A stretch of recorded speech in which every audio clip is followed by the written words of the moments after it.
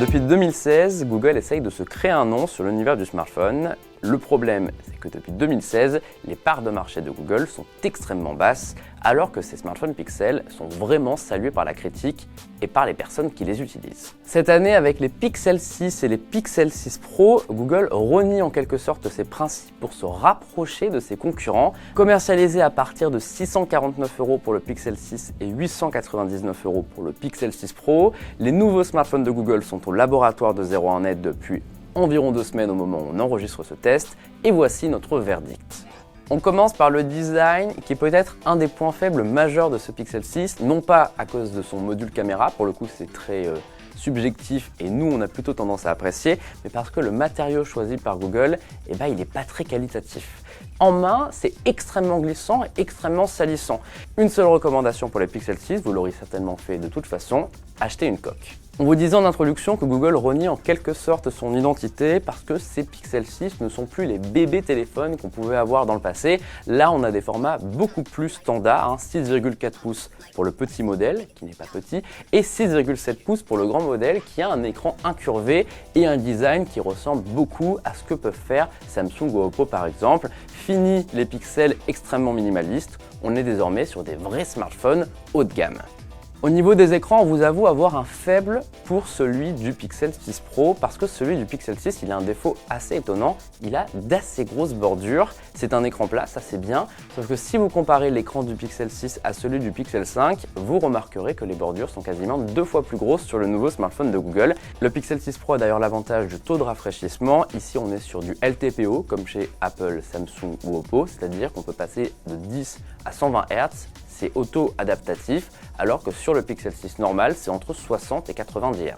En tout cas, dans les deux cas, on vous rassure, Google a choisi des composants haut de gamme et on a une très bonne luminosité au-dessus des 850 candela par mètre carré pour les deux Pixel 6, ce qui veut dire qu'ils sont utilisables dans toutes circonstances. On a vraiment aimé ces téléphones. Second point que l'on voulait aborder dans ce test, les performances. Pour la première fois, un smartphone Google utilise une puce développée en interne, ça s'appelle la Google Tensor et c'est donc un concurrent direct des puces Snapdragon de Qualcomm. Cette puce, selon nos mesures, elle appartient à la catégorie haut de gamme, mais elle reste en dessous de processeurs concurrents comme le Snapdragon 888 et l'Apple A15 Bionic. Ça ne nous a pas vraiment posé de problème au quotidien, il faut reconnaître que tout va très vite sur le Pixel 6, c'est rassurant, même les jeux les plus gourmands en ressources, ça fonctionne très bien sur ces deux appareils, donc Google a bien fait son travail. Maintenant, ce qu'on a pu constater, c'est que le téléphone chauffe beaucoup plus que d'autres mobiles haut de gamme, c'est souvent brûlant et ça peut être gênant au quotidien.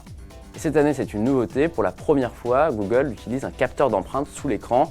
Et pour le coup, on est assez bluffé. La surface d'utilisation est très large, ça fonctionne très rapidement. C'est vraiment très bien pour une première fois.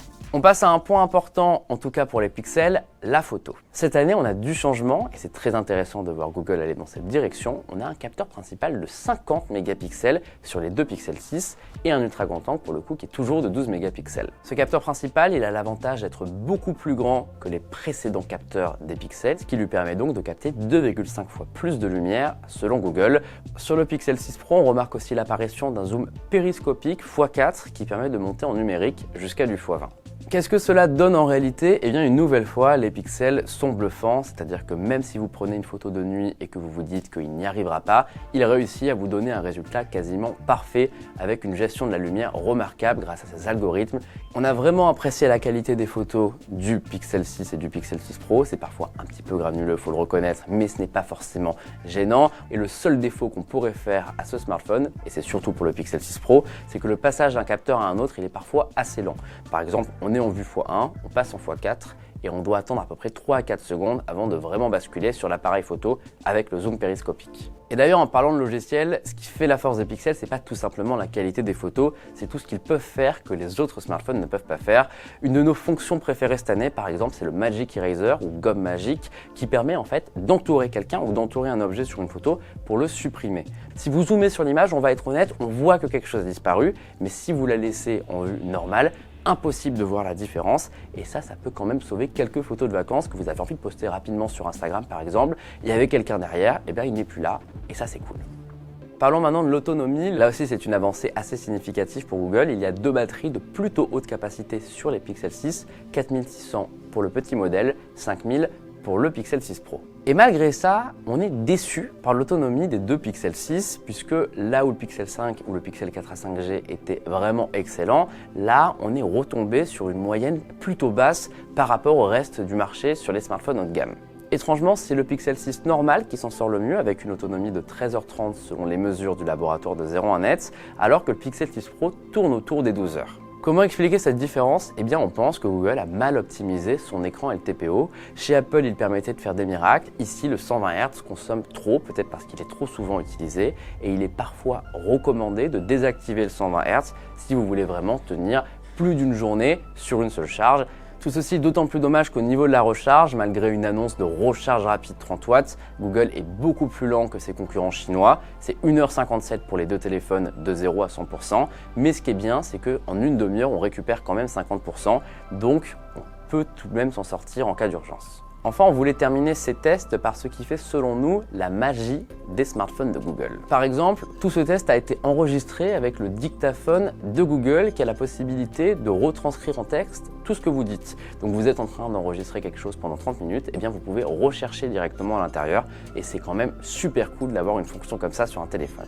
On apprécie aussi beaucoup le sous-titrage instantané qui certes est plutôt conçu pour les personnes malentendantes au début, c'est-à-dire qu'il permet d'avoir des sous-titres à peu près tout ce qui passe par le haut-parleur de votre téléphone, mais qui cette année s'est amélioré d'une manière intéressante puisqu'il ajoute la traduction. Cela veut dire que si vous regardez une vidéo en japonais par exemple, vous pouvez avoir des sous-titres français en temps réel générés par Google, même si vous regardez ça en dehors de YouTube. Ça fonctionne partout, y compris dans les messages, dans les appels vidéo, et ça marche super bien, c'est bluffant. On a la traduction instantanée partout sur ce Pixel 6, c'est dans l'appareil photo aussi. Bref, Google a encore fait du très bon boulot et on adore toutes ces petites fonctions qui rendent le Pixel différent des autres smartphones. Un point rapide aussi sur Android 12 et l'interface Material You qui est juste magnifique sur le Pixel 6. Il y a tout de même un défaut qui est important de souligner selon nous, les widgets sur Android, c'est toujours une catastrophe d'un point de vue organisation. Même quand il y a de l'espace vide, Android considère qu'il en faut plus pour pouvoir mettre un widget, c'est vraiment dommage. Pour le coup, Apple s'en était bien mieux sorti.